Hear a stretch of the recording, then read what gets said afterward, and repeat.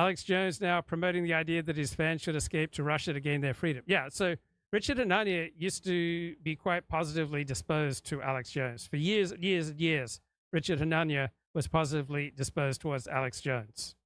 Right. Richard Hanania does not the greatest ability to detect truth from falsehood. In his latest podcast, he talked about how he kept doubling down and betting that Joe Biden would stay in office and a representative for the 2024 presidential campaign. And why did he do this? Because it was really important to him to show to the world his superior forecasting skills, right? It's really important for him to demonstrate to the world that he is a superior man. So who was Richard Hanania referring to with regard to the small metrics? You'll have to Richard's Twitter feed, right? The exact name isn't important.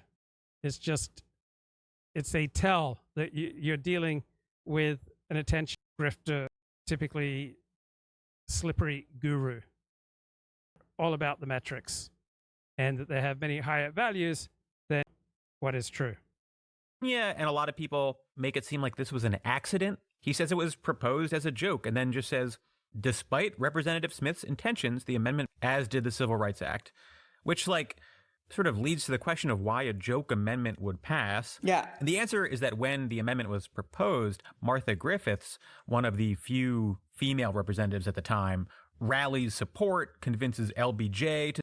Right. Hanania is not particularly interested in what really happened, right? He's just using history to try to come up with stories that aggrandize himself.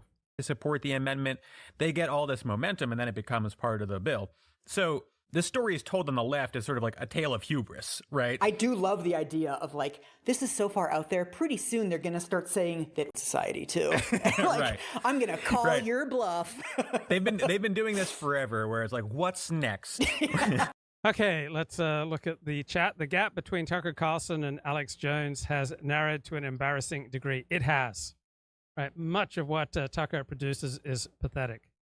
What do I make of Trump's remark to evangelicals? We'll fix things so you won't even have to vote in 4 years. I think it's just a throwaway line, talking about he's going to go to war to protect them and to protect their hero system, to protect their values, and to